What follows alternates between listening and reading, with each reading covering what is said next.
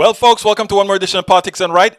I'm Egberto Willis, your host. Thank you so kindly for being a part of the show. We are going to have a great show for you today. Actually, today is a show that I don't have a whole lot of. I don't have an interview. I don't have a whole lot of videos. I think I got 3. But I want to talk about the economy. So I have some words for you. And I'd like also to get your input. So therefore, the telephone lines are going to be open if anybody wants to call in. And how do we get there? You can call directly by phone or by Zoom. Here we go. The Zoom call, that's a link for the Zoom there, as well as a telephone number, 346-248-7799, code 254-600-9091. If anybody wants to call, you get tired of hearing me talk, you can say, hey, I want to say my piece as well. So we have you all connected, I think. We haven't done it in a while. Anyhow, we're going to have a good show for you today. What is the show going to be about today? Well, you know what? Michael Rudnin has some interesting information up front. Let's start there because that is also going to talk about the economic system that we really need to talk about. He says, stimulus bill is meant to be for the people and for small businesses, not for mega corporation, but it's the mega corporation that own the Republican Party as well as most of the Democratic Party. So we have this corruption to contend with. COVID stimulus bill held hostage by McConnell over corporate get-out-of-jail-free card, even as Americans go hungry and confront homelessness. Senate Republicans are trying to leverage a coronavirus emergency to greenlight corporate abuse. And that is something we're going to talk about today. Notice I said stop economic shock. Well, that's the title of the show. Let me read his second item. I'd say about time, but this is months late. We are the only major nation that hasn't provided monthly relief checks during a pandemic. Goes to show how neoliberals are out of touch with the needs of the people. Neoliberal love for austerity is a common refrain. Congressional leaders and stimulus checks to $900 billion relief package as their near deal. New direct payments will likely be included, but leaders are scrapping aids to states and cities as well as liability protections for companies as they try to finish negotiations. Well, you know, the money that they're sending out is to create a catastrophe where the pitchforks actually come out. Because when people are starving and they have nothing to lose, guess what? They have nothing to lose. They have nothing to lose. And we're going to learn about that today, folks. We're going to talk about that. We're going to be talking about that deeply. But anyhow, title of the show today. Thank you for that, Michael Rudnin. Title of the show today, and let me get that on screen, is Stop Economic Shock Like COVID from Taking Away Your Business, Your Wealth. That is what these things do. They take away your wealth and the businesses from the small folks. And it has a lot to do with Michael Rudnin's first comment. But I'm going to expand on that a bit as we cover things. But you know, I always go through our videos first. Our sham of an economic system along with a corrupt government leadership must be stopped before they take our businesses and wealth. We have to be... Look, you know, one of the reasons the politicians can get away with the things they get away with is they know that we don't know much about economics. They understand that we believe everything they have told us about the economy. They know that we are just going to listen to them because they're an MBA from Wharton School of Business or something like that. And I have something to tell all of you. That person that went to Wharton Business School knows no more than you do. What he does know, or she does know, who graduated out of those schools, is that indoctrination of what our economic system looks like. I really want you to codify that in your head. This is important. Because what people use against us is the belief that because we don't know things in the fashion that they have described it, that somehow their level of intellect is greater than ours. I'm here to tell you. You are just as smart, you know just as much as that person who goes to Wharton Business School, Princeton, or Harvard, any one of these guys. When I was at NASA, I never forgot this. I was of the belief, I went to the University of Texas. It's the largest public school in the state of Texas. And I got my engineering degree from the University of Texas. And I worked in oil companies and did all of that for a very long time. Well, not a long time. I only worked for industry for 5 years. But for me, it was a long time because I never stayed anywhere more than a year except for the first job. But I remember going to NASA to work. And when the first company I worked at NASA was the one called PRC, Plan Research Corporation. We were developing the software for the space station, the software that was going to control the software on the space station. And I remember having been there that I heard of these guys that came from Harvard, and I think there was one from Princeton. I don't remember which one. These are all engineers, right? And my initial thing, because of everything we hear about Princeton and everything we hear about Harvard, was that immediate, I've always been tough-headed, right? But there was that thing that you had to show your best because you're in the midst of these guys from Harvard and Princeton, etc. So I remember trying to put out my best. And I remember going to one particular meeting. And this meeting had to do with a protocol that we were using, and it's still used today, the communication protocol between computers called TCP/IP.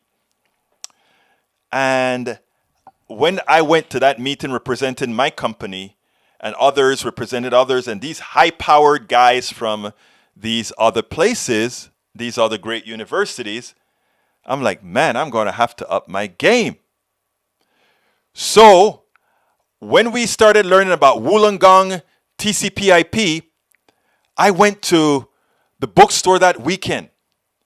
And I spent all weekend studying what TCP/IP was, how it was connected, how all these things were done. And then I was ready for my Monday's meeting. But I prepared. I really, really prepared because I was, I felt, I'm going to be in this thing with all these high-powered guys. And after going to the meeting, I realized that the only person who understood the entire concept of TCP/IP and how to multi-thread these computers and make sure all these computers spoke to each other was the person who did the homework. It's not that I knew anything more than these guys, it's that I was prepared. But I was prepared because I was intimidated by these guys. And that was the first inkling. I was very young then. That was the first inkling. That was before the space station got flew. I mean, we were working on all these pieces on the space station. That was the first inkling that I got a shock to realize it's not about where you go to school. It's not about all these issues. It's all about what you are willing to learn and what are the work that you're willing to put in. And deep down, you know that stuff, right? But when it faces you, when you have it in your face, that's when it happens, right? And it's funny because at that point when it turned out that I was the only one in that big room with 12 people or so, I don't remember exactly how many, that knew all these concepts and all of that, two of the other companies that were working together behind the scenes then made offers. Hey, are you willing to come jump ship and come and work with us and lead this project? Or two of them. But the idea, what I'm really trying to show here is, and this is, I was on a book club meeting. My wife has a book club, and they used my book as their December book, their November book, which they were discussing in December. And one of the ladies came on and she said, I really want to talk about these issues with people, but I really don't know much. And the first thing I said is, well, look, I tell a lot of stories in the book, and I show a whole lot of things about the economic system and all these other things in the book. But here's the reality. In everyday conversations that you have on Facebook, that you have at the grocery store, that you have at the coffee shop, that you have in all these places, you don't need to know anything more than life.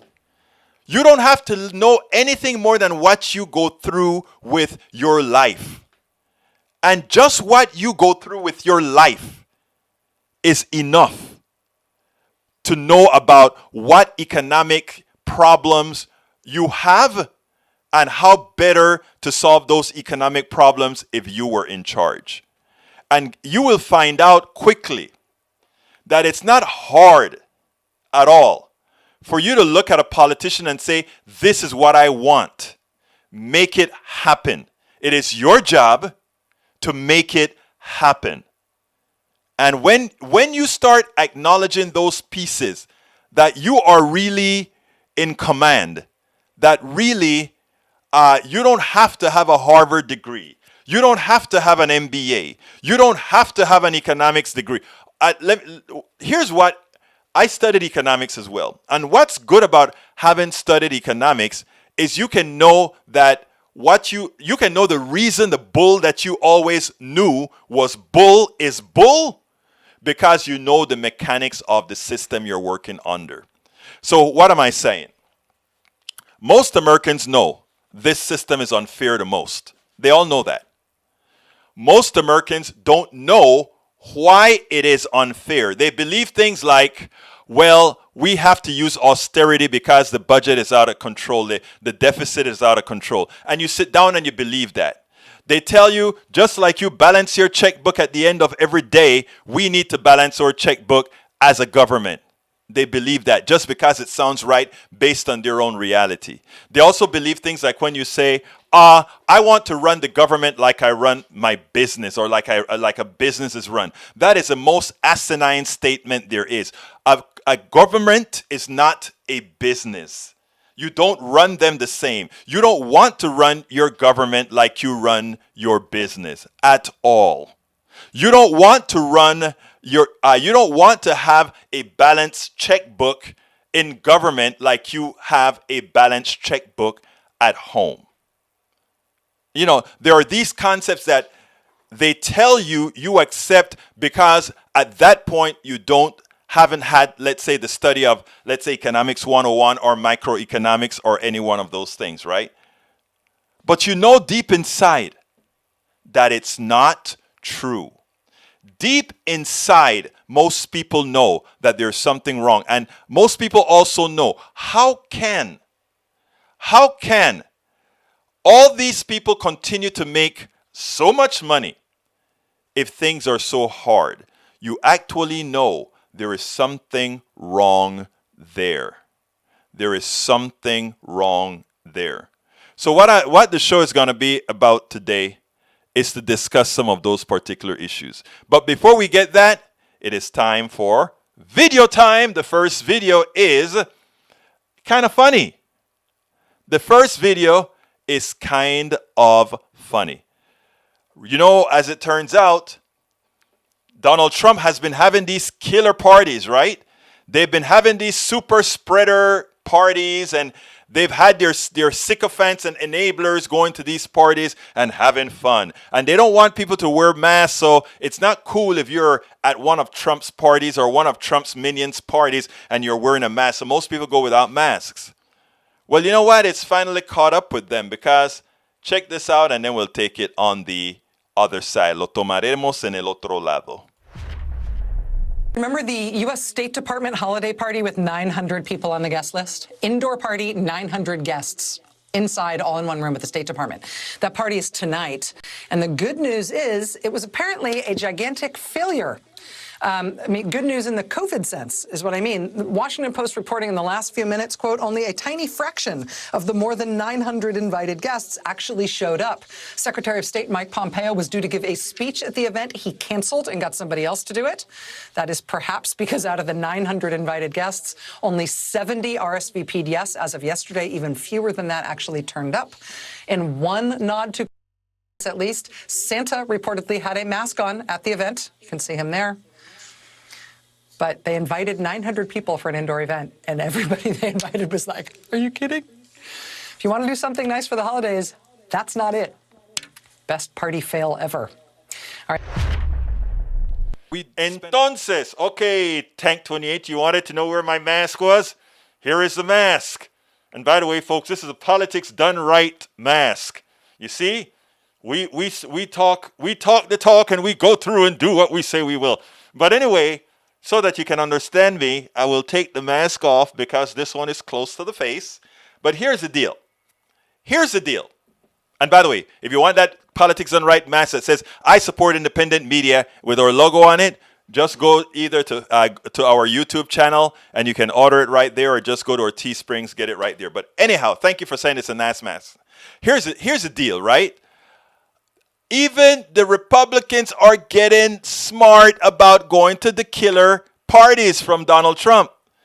Out of 900 people invited, 70 of them RSVP'd, and less than 70 actually went to the party. And you know what happened? Pompeo said, whoops, that's not enough people for me to talk to. Let somebody else talk. The funny thing about it is, it doesn't matter how many people had come to a party of mine. If they're coming to my party, if one person shows up and I had a speech to give to 1 or 100 or 200, I'm going out there. I am going to do the right thing. The person who gave me the honor of coming is going to get what I promised them. That's how it works. That is how it works. Anyhow, the other video that I want to show you is one where a Kansas mayor who support masking, wearing your mask, wear your mask. She finally quit, but she didn't only quit her city as mayor, but she quit the Republican Party, and she's going to explain exactly why. Now, last month in Dodge City, Kansas, Mayor Joyce Warshaw and 4 commissioners passed a mask mandate.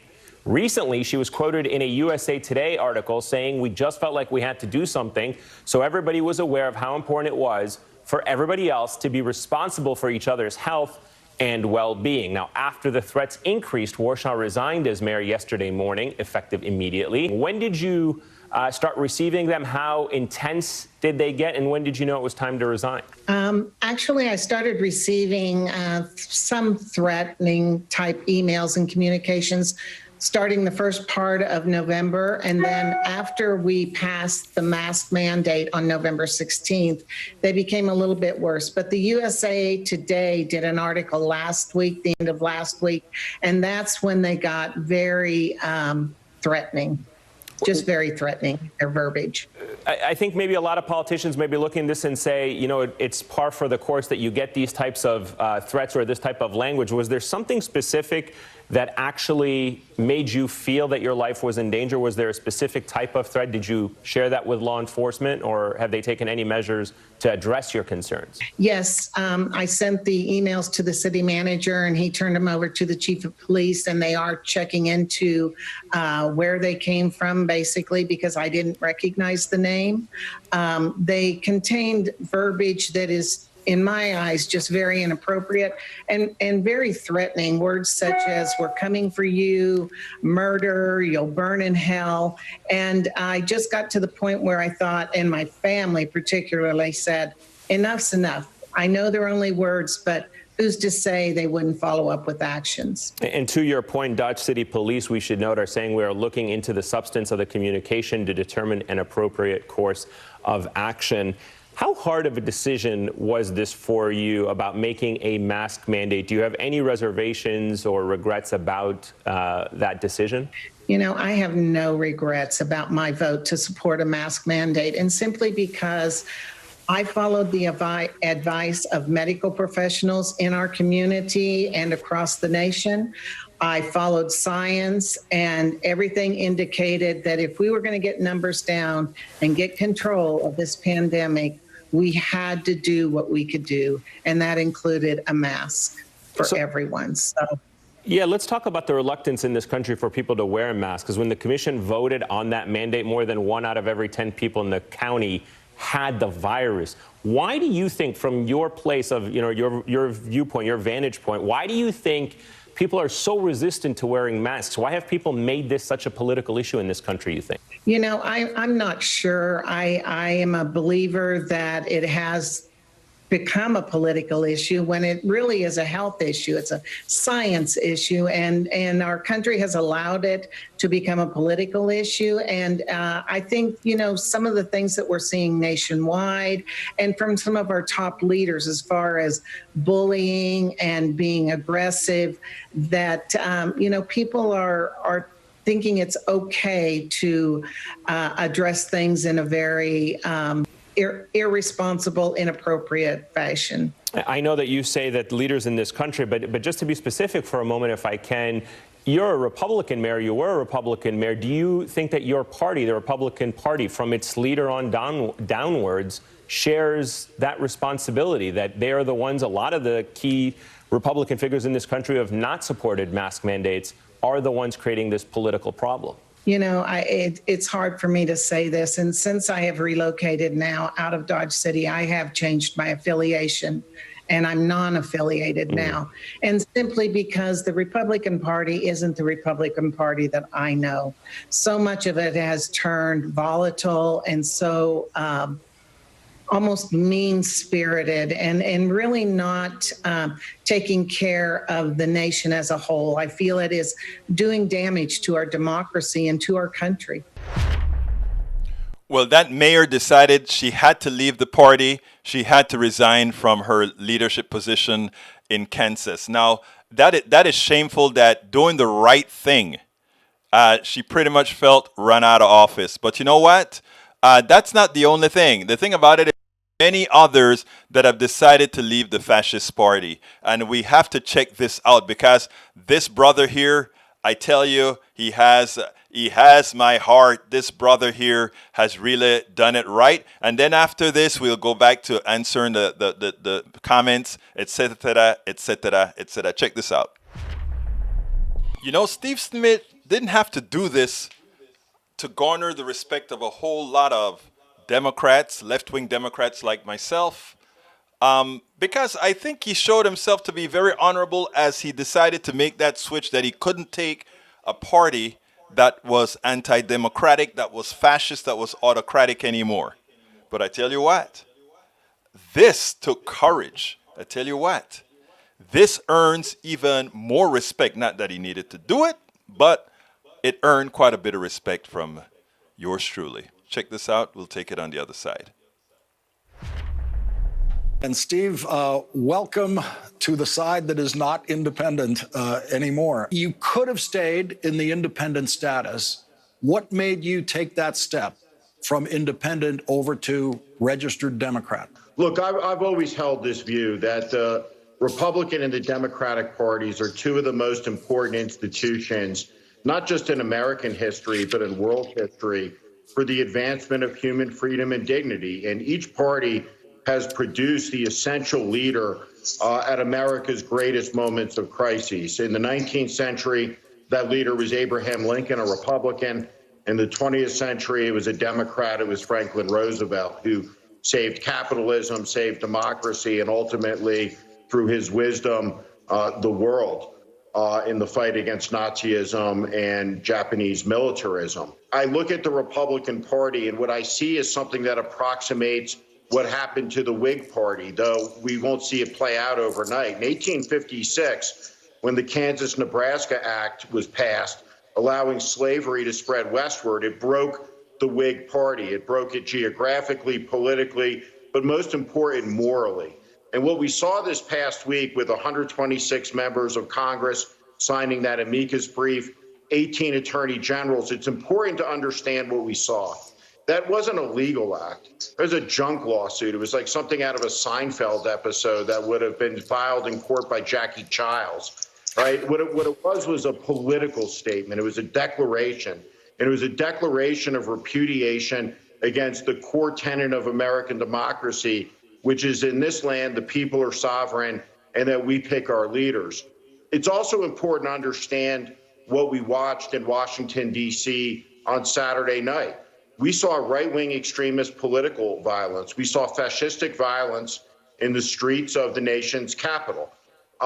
We've seen violence in our cities before. We've seen it this summer. We've seen riots where cities have been burned to the ground. But the cause of that rage, which does that, as Martin Luther King observed, is from the fury of people who feel that they have nothing, taking it out on people that they feel like have something. That's not what this is. This is political violence incited by the President of the United States. And what I believe is, to the core of my being, for the rest of my life, we're in a fight now between an autocratic sensibility that's taken root in this country in 4 short years, And the leaders of the country are going to matter. And it's going to matter what party they come out of. The Republican Party, a majority of them voted for this autocratic moment. 90 of them that didn't. But, look, they're in a coalition of conservatives and autocrats, and that's bad for America. The party that's going to defend American liberties, the Democratic Party, and that's why I joined it. I'm a single issue voter now. I believe in American democracy, full stop. And that's what's going to be on the ballot in every presidential election going forward. And our side can't afford to lose an election because it may be the last one. You know, that man gets it. And both those of us on the left, those of us in the middle, those of us in the center have to understand the battle that we're up against now. He gets it.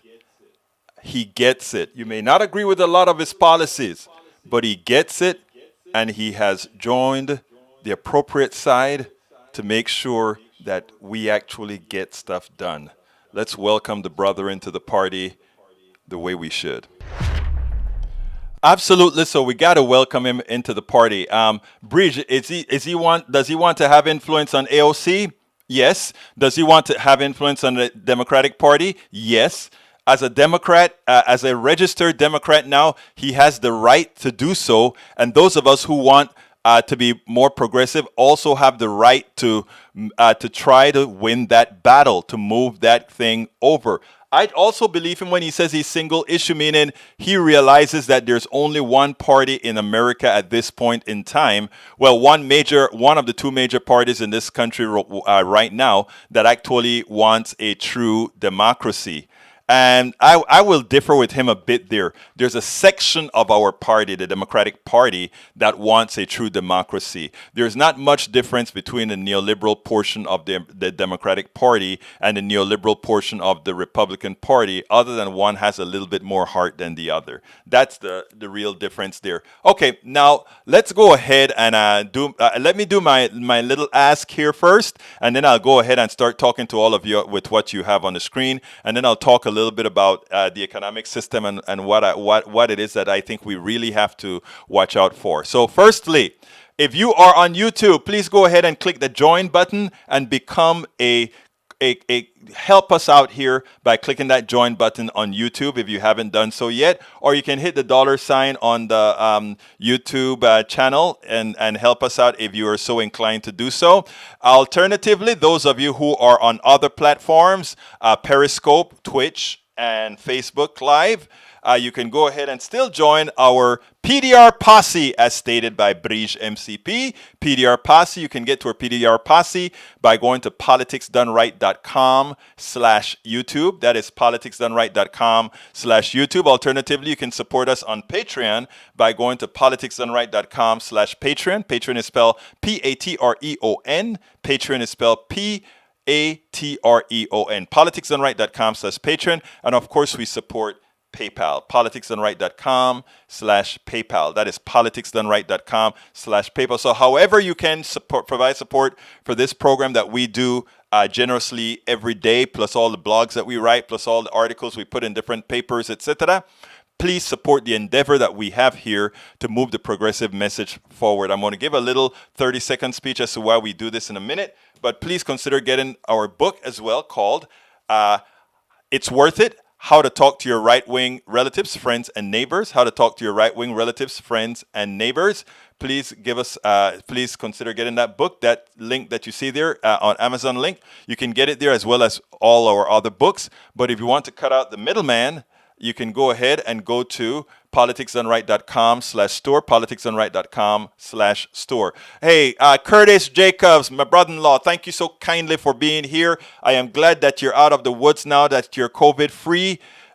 You may want to just write a couple of sentences in the thread here to let those who really don't believe that this stuff is serious, how serious this thing can get. But thank you. I'm very happy that you're doing much better, brother-in-law. I'm really, really, really happy that things are turning around.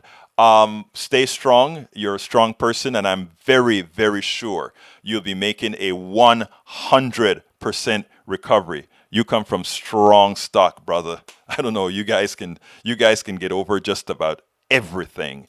Anyhow, folks. let's go ahead and let's go ahead and get to the thing here.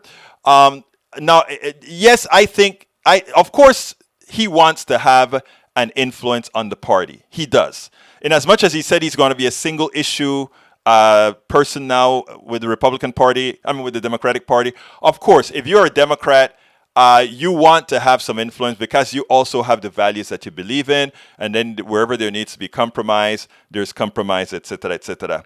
Paul Fleming says, "What I like about Steve is that he seems honest. That means he's reachable in seeing the needs of the people that will keep making our nation great." Absolutely so. Look, not because you believe in low taxes. You can believe in low taxes and still be a good patriot, somebody who cares about people, who just believes that low taxes are the best way to go. I think I have proven in many instances that low taxes in a capitalist society is a horrendous thing, because what it does is if you study capitalism and you study how money expands, you cannot have money expanding for a select few at a much higher rate than the masses and somehow not support redistribution. The math is absolute. I don't think anybody sat down with brother Steve and sat down and did those numbers with him, because again, he's a politico. He's not somebody that goes into the sciences, etc. I would love to have a long conversation with him on issues like that, because it would make a lot more sense to people when they actually see the numbers on how these things work. Democracy requires an end to big money corruption over politics, gerrymandering, voter suppression, and black box. That's what we talk about at coffeepartyusa.com. We do a lot of that. It's talking about we want to get money out of policies. Egberto, you're correct that only a portion of the Democratic Party, as well as independent, want those things as priority. That's true. You're right, sir. You're absolutely right. Daniel Ledo says, well, first, Breach says, haven't been Republicans in years, Daniel. Also, you're a Republican, Breach. A lot of folks that I've known been Republicans and just quit the party. Rideau says, okay, but Schmidt was already on the list. Nobody has believed he is a Republican for more than 4 years. Actually, yes, they did. In fact, most of these guys came out and said they have no home, because it's not that they've left the Republican Party, it's that the Republican Party has left them. What we have is not a Republican Party. We have an autocratic fascist party. You just have to look at what went on. The fact that you go out there and try to overturn the election, that you try to negate the votes of millions of Americans, the fact that you have lost an election by 7 million votes and you still want to somehow win it, that's a fascistic, autocratic party, one that does not believe in one person, one vote. And yes, the Constitution is an aberration when it comes to the Electoral College, but even so, we have workarounds for that, and even that they don't want to handle. What is it called? The compact, the Electoral Compact or something like that, where a whole bunch of states that add up to 270 votes says whoever wins the total election, we win, we win, we win, if we win the popular votes. Okay. And that is constitutional, because the constitutional doesn't say that how the people should allocate their votes in every state. All right, let me go up there and see. Daniel Ledo, I think I got you already, brother Ledo. Single issue voter, let's see. Who else has something that I need to cover here? Let's see. Norman says, she will not say the Republican leadership has done this. I'm an independent, is not party affiliation. Right. Look. There's a thing within the Republican orthodoxy, within the Republican psyche, that's very hard for them to simply say Republicans have been wrong. And I think a lot of the reasons why, and I can only surmise, but I think that is the case because to say that would have to admit how wrong you have been all these times for so long. Paul Fleming says, I've had my poker friends who laughed at me for wearing a mask in late January call me to say they're sorry that they caught COVID, and some gave it to their families. Thank God they all survived. Exactly. Norman says, Curtis, glad to hear, man. Stay strong, brother. Absolutely so. He's making a good recovery. Let's see. Coming back. Let me go back up. Rudnan says, catching coronavirus, then giving it to family. That it's what worries me all the time. It's why I'm so vigilant about distancing, masks, washing hands, etc. Oh yes, you gotta be. You gotta be. All right. I think Norman had one other thing. Balance the budget only in the states and cities, but the federal budget does not need to be balanced ever. And that's what people doesn't understand. If you have a sovereign currency, you never have to balance your budget. You make your sovereign currency what you need to keep your economy singing. There is Kelton, Stephanie Kelton is the economist. I think people need to start looking up. Let me give you her correct name. I want you guys to follow this woman, Kelton, Stephanie Kelton. I'm going to put her information in there. This is the economist everybody who believes in humanity should be following.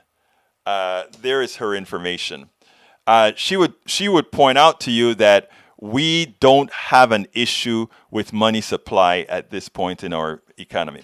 Okay, let's go ahead and talk about trickle down over the last 50 years. Because the reason I said I didn't have anything laid out specifically, and by the way, if anybody wants to call in, I'm going to put the information back in the thread one more time. Let's see, let's put the information back in the thread. If somebody wants to call in and say something, there is how you get to us. Okay, oh, I didn't want to move that. I wanted to move just that article. Okay, so that you guys can see it as well. All right, the article says, study 50 years of tax cuts for rich confirms trickle-down theory is an absolute sham. And again, remember I told all of you in the beginning that it's not necessary for you to know the details of economics, economic policies, or whatever. As a human being living in America or any other country, you know what works for you. You know whether you're doing well or not. You know when something is actually wrong. From somebody who studied economics, I always knew that trickle-down economics made no sense. Because if you learn economics, I'm going to use that phrase here, and it's the only technical phrase I'm going to use. And then I'm going to explain it, and from then on, you're going to understand that particular phrase. There's a concept known as the marginal propensity to consume. And the marginal propensity to consume, all it really means in those kinds of words is that the least money you have, the more of what you then get, you will spend. So, if you have $100 million in the bank and you get a tax cut, is that going to change how much you spend in restaurants, how much you spend on your boat, how much you spend in all these things? No, it won't. Your life, the amount of money that you're going to use as for consumption remains absolutely the same because you never had a scarcity, a deficit in the amount of money that you could spend. You could spend as much as you want for whatever you need because you have so much more than you need. But if you gave that same tax cut to people who are very, very poor, who don't have any money, who don't have entertainment, disposable income, they will immediately throw that into the economy. So here's what I'm saying. If I give $1 trillion to rich people, to the 500 richest people, the 500 richest people gets $1 trillion.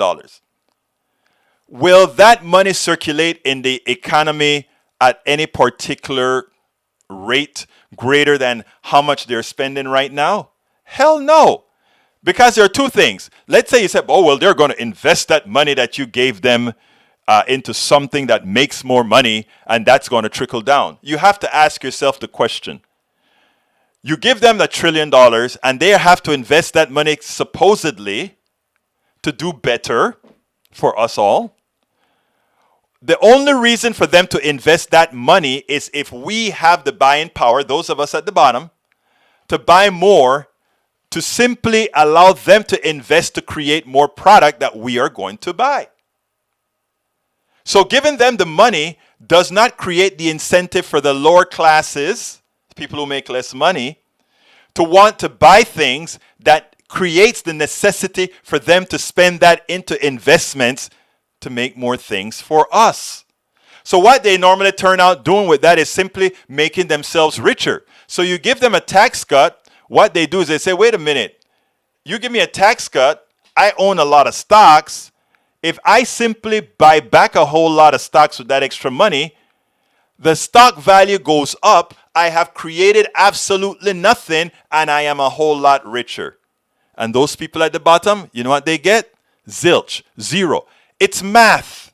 It's not even complicated science. It's not complicated math. It's basic math.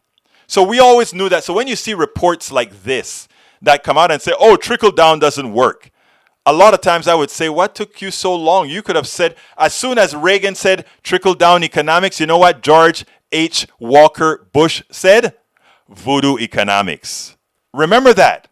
Trickle down economics by another Republican called George Herbert Walker Bush was immediately called voodoo economics until it became the rule of thumb for the Republican Party. And I cover that in my book called As I See It, Class Warfare, the Only Resort to Right-Wing Doom. In the table of contents, I have this stuff called Capitalism is Not Working for Most, but the part that was of most important was the part where I talked about the presidents. And in this part with let me put the book where I can see. In the part where I talk about presidents, the table of contents said the following. The presidents, voodoo economics, genesis of our demise. That was the title of that one.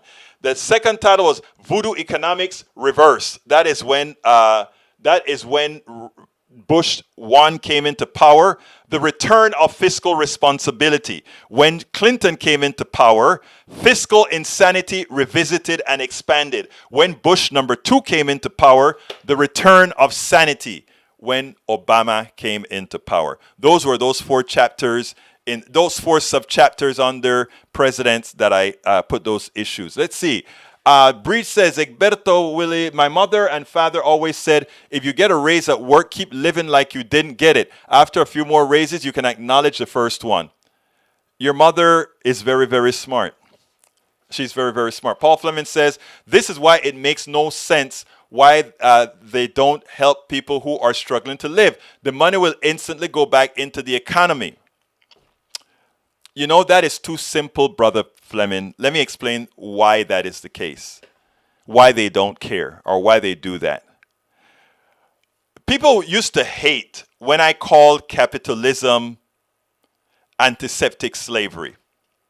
I'm not a slave. Somebody making 6 figures is not a slave. And that person making $20 an hour is not a slave. And, you know, they'll tell you all of that, right? Come on, the slavery days is when you had the whip and they force you to work and all that kind of stuff. Now I'll say, yeah, but that was nasty. They're slicing your body up, you're bleeding and all that kind of stuff. And they're whipping you, but they can't whip you too badly because you're property. And capitalism puts more importance on property than it does on humanity. By definition, capitalism protects property better than it protects humanity. Why? Because if I hurt my property can eventually disappear and I get poorer. If a human being dies, oh, so long, you're gone, bye. If you doubt it, remember this. A slave, for all practical purposes, had to have clothes, health care, food. All of that had to be provided for by the master. The master had all those expenses. Okay? He had all those expenses to pay. Capitalism, antiseptic slavery. How does it work? By the way, slavery was just a subset of capitalism, right? It was one of the factions within capitalism. It's a faction that's no longer needed. So what we said is, you know what? No, let's just have employees and wages. And when the economy is doing very, very well, we just go ahead and have them hired. When the economy is not doing very well, we get to hell rid of them. We don't have to pay their insurance, no health care, no food costs, no clothing costs, none of that for an employee. But for a slave, whether my farm is doing well or not, whether my factory is doing well or not, I got to keep investing in my property. It's the maintenance cost of my property. So that human being as capital is a maintenance cost. Our current form of capitalism is a lot better, antiseptic. I don't need you anymore. Ta-ta, goodbye. Now, government tried to civilize capitalism some by putting in regulations. And what do Republicans call? Oh, regulations, it's bad. No, it's a civilization of capitalism. They don't want to tell you that, right? Because they don't want you to see clearly. They do not want you to see clearly. They want to say, oh, we got to do all of these because people are inherently lazy. Have you seen the freeways going to work every day? Americans are not lazy. Americans are hard workers. And anytime they show somebody lazy, they put somebody on the ground and they just show you a picture and they enumerate that picture and they show a surfer boy or a black man with his pants hanging or a Latino just sitting down on the backside drinking. And that is the impression that they want to give you of if we don't do things the way we do them, then somehow the economic system falls apart. When what's creating the fall apart of the economic system is the current economic system we have. Let me give you an example as far as how they use every disaster to profit, not only to profit, but to take away market share. And how could we have solved it? If we knew enough personally, we would not allow McConnell and the Republicans and others to get away with saying, we're just going to give you guys a little bit of money as a stipend to hold you over, and we're going to give companies a little PPP to hold you over. We would have said, that's not what we want. That's not what we need. What we need is a stop. In other words, let me give an example. Who's doing great right now? Amazon? All the big box stores like Sam's and Walmart, they're all doing fine. Why are they doing fine? And why are they doing better than they were before the pandemic, even as people are spending less? Here's the reason why. All the little mom and pop stores have to close. They cannot afford to be open. You can't have the restaurants open. You can't have all these things open because, again, they cannot make money if they're not 60, 70, 80% filled up. And in a pandemic, we can't have that. But the companies that own all these kinds of stores that can deliver or have these that run the Uber Eats and all these guys, they're the ones cleaning up because as we have to deliver more food, Uber Eats and all these guys make a lot of money. And guess who pays for that? Do you think the restaurants make a big profit when they ship by Uber Eats? Hell no, they don't. So other people are profiting from this pandemic, just not the people who need to profit. If we really wanted to solve our problem, even during this pandemic, and not allow a shift of business to the top, which is what will occur. Everybody who has learned to shop at Amazon will continue shopping at Amazon because a lot of the other stores that they would have otherwise shopped at are closing. Go to any strip mall and you see how many things are going to be closed permanently. What we should have done as a country, if the country, for the benefit of the country, is saying close, you should close. But you should close and then look at that person's last year's income, several years' income. Normalize that and pay that person to stay closed so that whenever they come back, they will come back at level where they stopped. That would have been the honest thing. You ask them to stop working. You ask them to close shop. That is fine. Make sure that their employees continue to get paid. Make sure that the rents continue to be paid. Make sure that you give a simulation of the status quo. Simulate that business is still occurring so that at the end of the pandemic, they can resume. We're at that point that we ask them to stop. People say, but where does the money come from? We create the money. We invent the money. We print the money. We have a sovereign currency. Ask Stephanie Kelton. We create the money for this. Do we get inflation? No. Why not? Because we do not have more money chasing. We do not have too much money chasing too little goods. You can only have inflation where your money turns into crap if you have a lot of money and not enough production for the money that you need. And these are the concepts. When I say most people don't need to learn all of this, what they can do, however, is understand how this really works. And I wish more people, and one of the reasons for having our show, right, is for people who don't understand these concepts, they can come and learn these concepts together. But not only learn these concepts, but be able to put it out there. I want people to share these programs and tell people, hey, guess what I just figured out? This is something we could do. This is something we should have been doing. Michael Rudden says your idea would have prevented this. 60% of U.S. businesses closed during pandemic have shuttered permanently. Exactly. And by the way, this isn't my idea. This is common knowledge about what other countries are doing. We just don't care. And not only that, our businesses don't care because Jeff Bezos understands now that all those small businesses that are closing now belongs to him. Understand that.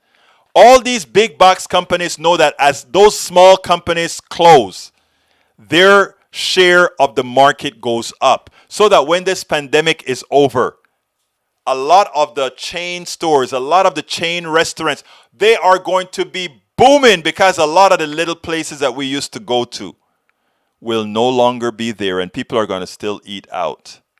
But those places will not be there. How do we get out of this COVID issue, this COVID problem, this COVID morass? We have to let the politicians know that we know the truth. And how do we let them know that we know the truth? Not only by sharing programs like this, but by writing about this on your own wall. Sending these statements to your politician. Let them know that you know it. Let them know that you're going to be publicizing these things. Because if they know that you know, they can no longer pull the wool over your head. Which is what they've been doing for a very, very long time. It's so important that we get this. Any questions? Anybody wants to ask any questions before we get out of here? And before I do my little next quick thing to say, hey guys, get my book. But anyhow, about that part about the economic system, I explain a whole lot of that in this book. As I see it, Class Warfare, the only resort to right-wing doom. Like I said, I have the chapters that talk about the economic system where I said what is wrong with our brand of capitalism. And I talk about financial system, taxation, patent law, military spending, free trade, government, social services, the market, etc. If you really, really want to get those things, the combination of those two books, I'm telling you, we put a whole lot into both. It's Worth It, the one where you talk to your right-wing relatives, which has some economics in there as well as I See It. And it is so important. Yes, thank you, Paul, for saying that. You go to mom and pop stores. Like I support my shop around the store, around the block here as well. Norman Reynolds said, tie in myths that support your talking points. Tie in myths that support your talking points. Well, help me out with a myth that support my talking point, bro. This was a terrific show. Thank you very much, Paul. I do appreciate that coming from all my peeps there. All right, folks, please consider getting my book. Again, the name of the book is It's Worth It, How to Talk to Your Right-Wing Relatives, Friends, and Neighbors. And the other book is called As I See It, Class Warfare, the Only Resort to Right-Wing Doom. And you can get them all at Amazon, or you can get them directly at our store. I put the Amazon link up there, and you can get it at our store. And the store link is politicsdoneright.com/store, politicsdoneright.com/store, where you can actually pick that book up. So you can pick up the As I See It. You learn all this. And you know what? When I talk about the economy in these books, it's done in a very simple fashion for all of us to understand. Right? And check out Stephanie Kelton. Look for some of her videos. She's so good at it. And there's also Easter Bunny. Chris Bunny, I interviewed her a couple of times on MMT and some other terms. Egberto, there's a long video I hope you watch when you're got an hour. Let's see, HDI extinction. I'll take a look at that, Rondin. I'll take a look at that. And some other economists to consider. Richard Wolff, you guys have seen him here several times. Maybe one of these times that I'm just simply talked out, I may just go ahead and play him again because he's always worth listening to. And people always tell me whenever I play him, they pick up something new from the conversation we've had. All right, folks, please consider becoming a YouTube subscriber. Just go to join, click that join button, and join us. Become a part of our PDR posse, as Bridge MCP always talks about. And please consider, if you're not on YouTube, you can still join our YouTube posse by going to politicsdoneright.com/YouTube. Norman says, the meritocracy myth and exceptionalism myth make a lie to the trickle-down myth. Exactly. All of that is true. And you know what?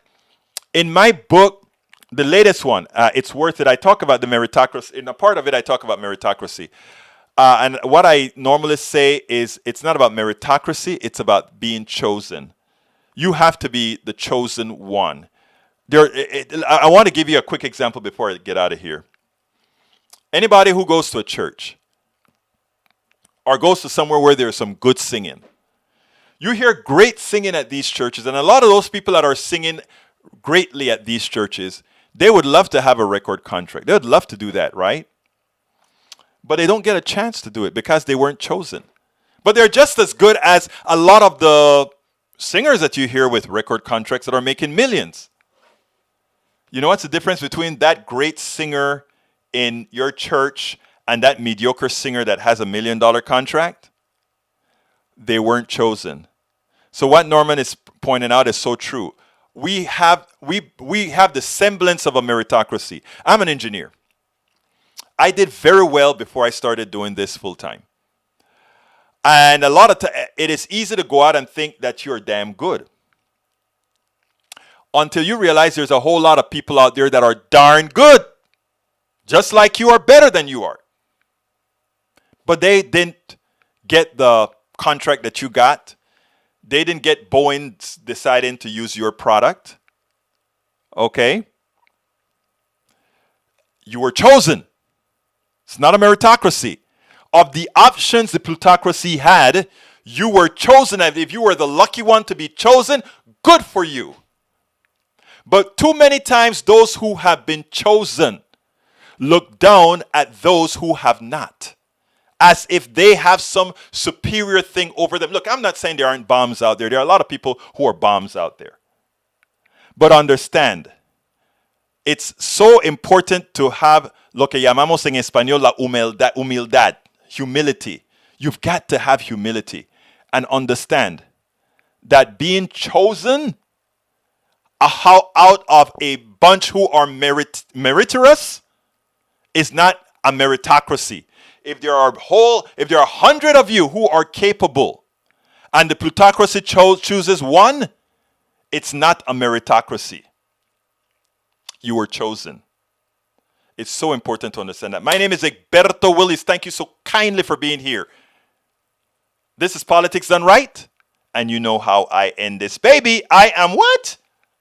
Out!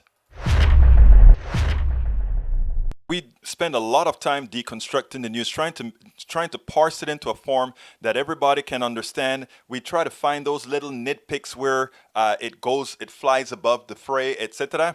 If you really like these videos that we do, I want to ask a big favor. Please go ahead, number one, subscribe to our channel, and number two, please join if you can. Thank you so kindly for watching. Keep watching. Please remember to share. We must populate the entire internet with our progressive message, a message that we know is what most Americans say that they want. So help us, please join.